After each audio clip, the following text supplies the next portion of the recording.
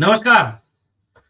तो भारतीय राजनीति का सबसे महत्वपूर्ण पर्व चुनाव और चुनाव के बीच में भारतीय राजनीति का सबसे उथल-पुथल वाला दौर चल रहा है। उथल-पुथल वाला क्यों? क्योंकि देश में जो सत्ता में है, वो केवल चुनाव नहीं लड़ रहा, वो अपने विपक्षी दलों से लड़ रहा है।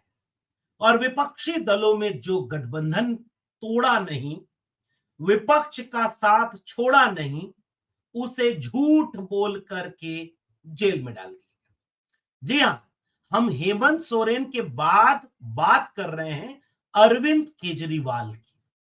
तो अरविंद केजरीवाल को जेल में डाल दिया गया है। ईडी ने रिमांड पर मांगा 10 दिन के लिए और अरविंद केजरीवाल को 6 दिन की रिमांड पर कोर्ट ने भेज दिया है। जो पीएमएलए कोर्ट होता है, उसने कहा कि 6 दिन की रिमांड पर चले जाए। और के कविता, जो दक्षिण भारत के तेलंगाना के पूर्व मुख्यमंत्री वीएसआर की बेटी हैं, केसीआर की बेटी के कविता को 15 तारीख को ईडी ने गिरफ्तार कर लिया। अरविंद केजरीवाल को 21 तारीख को गिरफ्तार कर लिया। आज के कविता को कोर्ट में पेश किया और उनको भी आगे के लिए रिमांड पर मांग लिया है। तो ये तो सत्ताधारी दल खुलेआम चुनाव लड़ रहा है। किससे? जनता से वोट मांगने का चुनाव नहीं लड़ रहा है। सत्ताधारी दल सीधे सीधे देश के लोगों को और उन लोगों को यह संदेश दे रहा है कि अगर तुमने बीजेपी से सवाल पूछा, अगर तुमने बीजेपी के खिलाफ गठबंधन किया, हम तुम्हें या तो खरीद लेंगे और बिकोगे नहीं तो जेल में डाल देंगे। मुख्यमंत्रियों को अगर हम जेल में डाल सकते हैं तो तुम्हारी क्या हो? Quote quote quote. बात समझ गया ना? ये एक टैक्टिस बीजेपी की इस समय चल रही है। तो अब जरा उस खेल को समझिए। आज क्या हुआ? आज दो मतलब बीजेपी के इस रवैये के खिलाफ कि भाई शराब घोटाले में अनधिकृत रूप से मनी ट्रेल करके आम आदमी पार्टी ने दक्षिण भारत के कविता के बीच मीडिएटर के रूप में एक व्यक्ति है, उसका एक फॉर्म है, उस फॉर्म के जरिए चंदा लिया या पैसा लिया या घोटाला किया। तो अरविंद केजरीवाल उस पार्टी के मुखिया हैं जिस पार्टी ने शराब नीति के नियमों को बदल करके उन कंपनियों के फायदे के नियम बनाए और उनसे लेन देन किया, मनी ट्रेल किया। और चंदा के बाद इलेक्टोरल बॉन्ड वाला, आप कल्पना करिए, मतलब खेल समझिए इसको। किस्मत, अगर एक बार नरेंद्र मोदी जी दिल्ली का चुनाव लड़ रहे थे तो रामलीला मैदान में रैली कर रहे थे और रामलीला मैदान में रैली करते हुए चूंकि उनकी एक आदत है कि वो झूठ बोल रहा था इतने सलीके से, मैं एतबार न करता तो और क्या करता। वसीम बरेलवी लिखते हैं, इतने सलीके से झूठ बोलना इस देश में अगर किसी नेता को आया है तो उस नेता का नाम आप क्या है ये आप जानते हैं। नरेंद्र मोदी जी ने कॉन्फिडेंस के साथ झूठ बोला और कहा कि बताओ भाई, पेट्रोल और डीजल के दाम कम हुए कि नहीं हुए? आपके घर में 2 पैसे महंगाई के कम हुए कि नहीं हुए? आपकी जेब में 10 रुपया बचने लगा कि नहीं बचने लगा? और उसके बाद उन्होंने एक बात कही और वो बात ये थी कि यह सब क्यों हो रहा? क्योंकि आपने नसीब वाले को चुना है, बदनसीब को नहीं चुना है। तो जो नसीब वाले को आपने चुना, बदनसीब को नहीं चुना, उस बदनसीब के न चुनने के चलते आपके घर में 2 रुपया 4 रुपया अब बचने लगा है। तो वो जो नसीब वाला खुद को कहा था नरेंद्र मोदी जी ने, सुप्रीम कोर्ट ने उनके नसीब के साथ थोड़ा सा धोखा कर दिया। क्या धोखा किया? इसी समय इन्हीं परिस्थितियों के बीच इलेक्टोरल बॉन्ड को अवैध बताकर बैन लगा दिया और सुप्रीम कोर्ट ने एसबीआई को कहा कि 12 तारीख तक हमको 11 तारीख तक हमको पूरे चंदे की डिटेल दे दो। एसबीआई ने कहा कि 30 जून तक देंगे, बड़ा लंबा हिसाब किताब है। 11 मार्च को सुप्रीम कोर्ट ने कहा कि 24 घंटे के भीतर देना होगा, 24 घंटे के भीतर दे दिया। क्या है ये देश? इस खेल को, इस पर क्यों नहीं बात हो रही? जरा आप भी सोचिएगा। डेटा आया, फिर सुप्रीम कोर्ट ने कहा कि इलेक्शन कमीशन ने जो रिलीज किया उसमें कोड लिंक कहां हो रहा है, इलेक्टोरल बॉन्ड का मैचिंग कैसे है, ताकि पता नहीं चल रहा है कि किसने किसको चंदा दिया। और वो ठीक उसी दिन इलेक्टोरल बॉन्ड का वह डिटेल आ गया जिस दिन अरविंद केजरीवाल को गिरफ्तार किया। यानी एक तरफ अरविंद केजरीवाल को गिरफ्तार किया जा रहा है और ठीक उसी दिन वह आंकड़ा सार्वजनिक हो गया जिस आंकड़े के तहत यह खेल खुल गया कि किसने किससे कितना पैसा कब लिया। यह होती है नसीब। और फंस गई यहां पर बीजेपी। अगर ये इलेक्टोरल बॉन्ड का केस सुप्रीम कोर्ट में न गया होता और जाने के बाद भी सुप्रीम कोर्ट के चीफ जस्टिस की बेंच ने इस पर यह फैसला न लिया होता तो आज देश की सबसे बड़ी लूट पकड़ में नहीं आती। और आज आम आदमी पार्टी ने प्रेस कॉन्फ्रेंस किया। आज दो काम किया आम आदमी पार्टी ने, तीसरा काम भी कर रहे हैं जिसको करने नहीं दिया जा रहा। विरोध, प्रतिरोध, सड़क पर उतरना, इतना पुलिस लगा दी, उनके कार्यालय को घेर लिया, सड़क को घेर लिया। विपक्षी दलों का गठबंधन आज साथ खड़ा हो गया। और कल भी जिस कांग्रेस पार्टी और आम आदमी पार्टी के बीच लड़ाइयां हुआ करती थी, सब जानते हैं कि पॉलिटिकल पार्टियों की बहुत सारी चीजों से आप खुश होते हैं, बहुत सारी चीजों से आप नाखुश होते हैं। और इस खुशी और नाखुशी के बीच बहुत सारे पेच ऐसे फंसे हैं जिसके जरिए पॉलिटिकल पार्टी अपने अतीत की तमाम गलतियों से टकराती रहती। तो यही अरविंद केजरीवाल कल तक कहा करते थे कि भाई जो जेल में जा रहा है इसका मतलब उसने कुछ गलत किया है। लालू जेल में गए, मुलायम जेल में गए, ये गए, वो गए, 2G 3G। अब उनको समझ में आ रहा नहीं भाई, इसके पीछे की राजनीति कुछ और होती। सारे जेल में जाने वाले दोषी नहीं होते, साजिश के शिकार भी होते। तो उसका जब विरोध कर रहे हैं तो विरोध करने नहीं दिया जा रहा। लेकिन अच्छी बात यह कि इंडिया गठबंधन के जो नेता हैं, आज ही सूचना आ रही है कि वो सारे लोग सड़क पर उतर करके इस आंदोलन को बनाएंगे कि अब लोकतंत्र कैसे सुरक्षित रहेगा। जब मुख्यमंत्रियों को जेल में डाला जा रहा, आज तक साबित नहीं कर पाई है ईडी कि हेमंत सोरेन का जमीन घोटाला क्या है। उसके सारे आंकड़े, उसके सारे दस्तावेज, उसकी सारी बातें आज तक पब्लिक डोमेन में नहीं है। लेकिन हेमंत सोरेन जेल में है, साबित नहीं हुआ है। सदन में खड़े होकर खुद हेमंत सोरेन ने ये सारी बात कही। और आज अरविंद केजरीवाल जेल में है, किस नाम पर? कि भाई हमने जो आपके ऊपर आरोप लगाए कि जितना पैसा आपने लिया है उसके मुखिया चूंकि आप हैं तो आप मुख्य साजिश करता है। और मनी ट्रेल जो हुआ है उसमें आप गिरफ्त में जाएंगे। तो एक तो तीसरे काम में वो सड़क पर आंदोलन चल रहा है, दूसरे काम में जो नहीं चलने दिया जा रहा है, दूसरा काम ये किया कि अरविंद केजरीवाल की पत्नी ने एक प्रेस कॉन्फ्रेंस की और पत्नी ने प्रेस कॉन्फ्रेंस करके सुनीता केजरीवाल ने अरविंद केजरीवाल के पैगाम को देश के सामने रखने का मौका दिया और उन्होंने मौका देख करके उचित संदेश दिया। और इससे कुछ राजनीतिक निष्कर्ष निकाला जा रहा है, राजनीतिक चीजें पब्लिक डोमेन में जा रही हैं कि कैसे उन चीजों को लेकर के क्या क्या हो सकता है। क्या अगली मुख्यमंत्री सुनीता केजरीवाल होंगी? क्या मुख्यमंत्री के पद को लेकर के कोई बात हो रही है?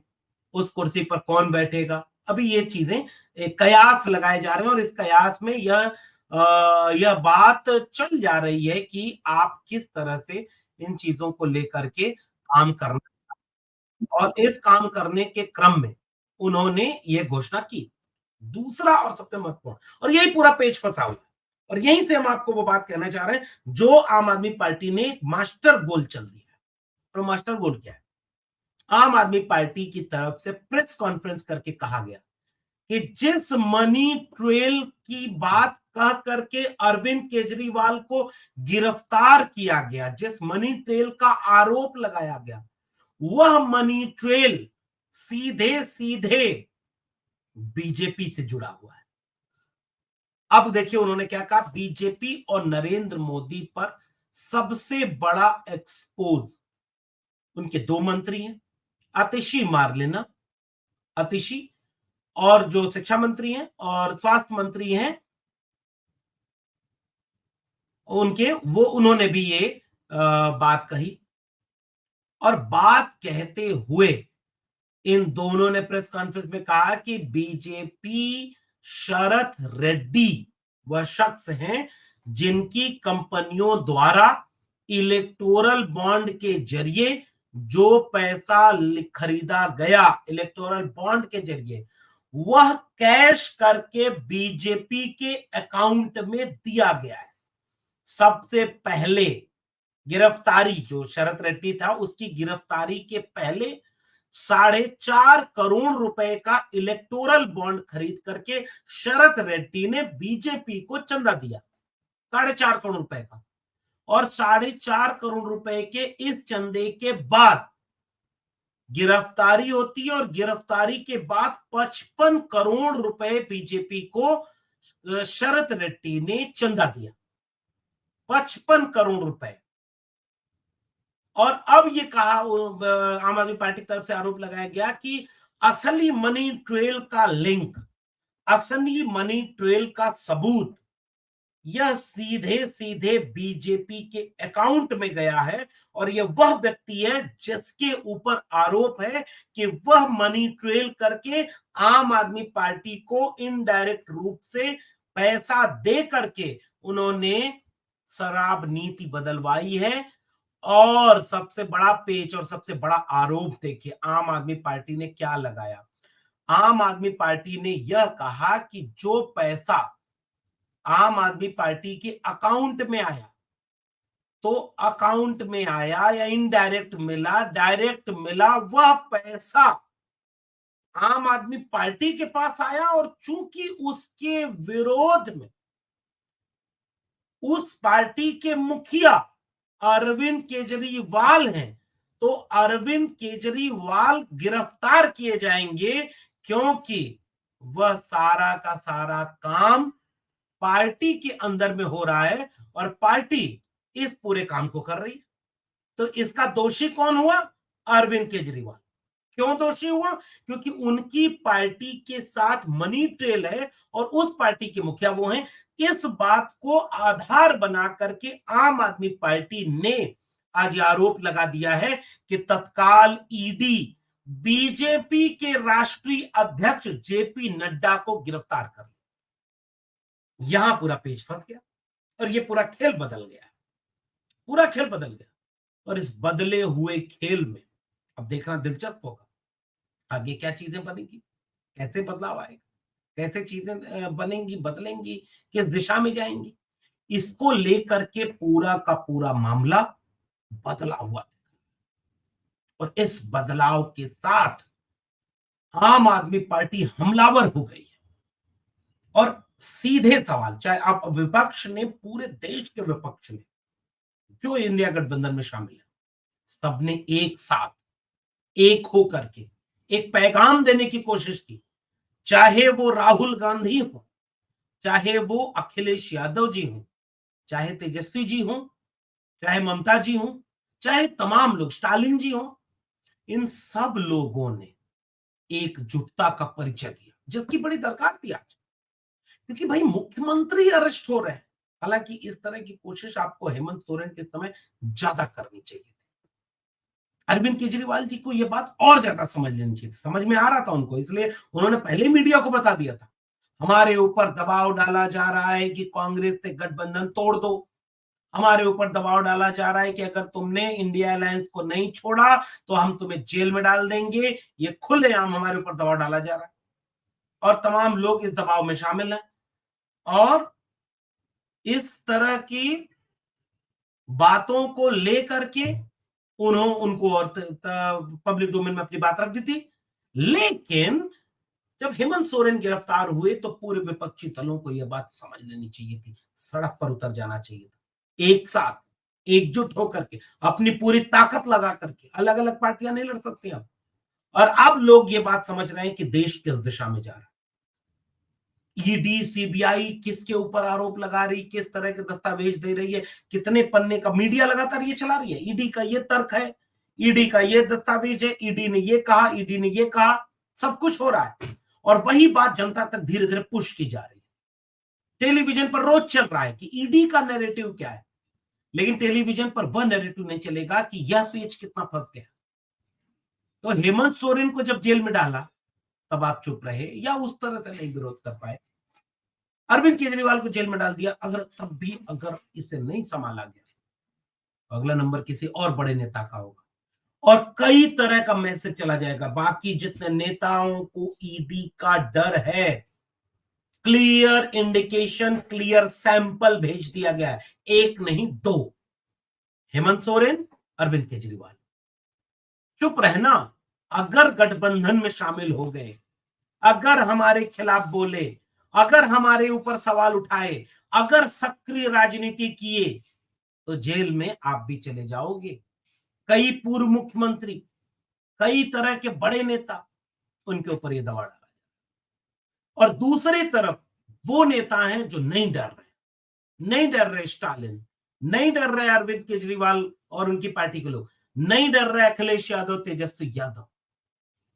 देखिएगा अगर यही परिस्थितियां रही चुनाव लड़ने के लिए, चुनाव जीतने के लिए, खुलेआम इतना बड़ा घोटाला सामने आ गया है, इलेक्टोरल बॉन्ड से कितना पैसा किस कंपनी ने किसको दिया, खुल करके वो पूरा पब्लिक डोमेन में आ गया। और पब्लिक डोमेन में आई हुई इस चीज को लेकर के भी अगर अब इस देश के नागरिकों को कोई शंका रह गई हो, कोई कंफ्यूजन रह गया हो, कोई दो राय रह गई हो, कोई मतभेद रह गया हो कि लोकतंत्र कहां से खतरे में है, संविधान कहां से खतरे में है, देश में चुनाव कितना इक्वल प्लेइंग फील्ड पर होने जा रहा है, यह बात अगर अभी भी आप नहीं समझ पा रहे हैं तो बधाई हो। 2024 के बाद के भारत के लिए आप बिल्कुल अनुकूल नागरिक बनाए जा चुके हैं, बधाई लीजिए मेरी। इस टेलीविजन चैनलों ने, इस देश के सत्ताधारी दल के नेताओं ने, तमाम लोगों ने, सोशल मीडिया की कंट्रोलिंग पावर ने आपको उस नागरिक में तब्दील कर दिया है जिसे हेमंत सोरेन की गिरफ्तारी भी सही लगेगी, जिसे अरविंद केजरीवाल की गिरफ्तारी भी सही लगेगी, जिसको विपक्षी दलों के अकाउंट्स फ्रीज कर देना भी सही लगेगा, जिसको सीबीआई की नोटिस देना भी सही लगेगा, जिसको अपमानजनक बयान करना भी सही लगेगा, जिसको इलेक्टोरल बॉन्ड में कोई घोटाला नहीं मिलेगा, जिसको चंदा दे और धंधा ले ऐसी कोई बात समझ में नहीं आएगी। सब कुछ अच्छा है और सब कुछ अच्छा होगा, तो बधाई स्वीकार करिए। अब 2024 के बाद के लिए एक बहुत अनुकूल नागरिक बनाए जा चुके हैं। और अगर आपको यह खेल समझ में आ रहा है, इस खेल के हजारों हाथ पैर, अनगिनत चेहरे हैं, टेलीविजन चैनल, लोकतांत्रिक संस्थान, ईडी, सीबीआई, तमाम लोग, उन सब खेल को अगर आप समझ रहे हैं तो अभी भी सारा खेल आपके हाथ में है, क्योंकि वोट आपको देना है। इतना दबा के वोट दीजिए कि ईवीआई, सीबीआई और ईवीएम दोनों फेल हो जाए, ईडी और आईटी कोई काम ना करे, क्योंकि आप अगर सच देख रहे होंगे तो अंतिम निर्णय आपका है। और अगर ये सब कुछ देखते समझते हुए आपने उन्हें ताकत दे दी, तो जब मुख्यमंत्रियों को आप जेल जाने से नहीं रोक पाए तो सामान्य नागरिक का क्या होगा, सोचिएगा। नीचे कमेंट बॉक्स में जरूर बताइएगा। फिर मिलेंगे किसी और टिप्पणी के साथ, तब तक के लिए बहुत बहुत धन्यवाद।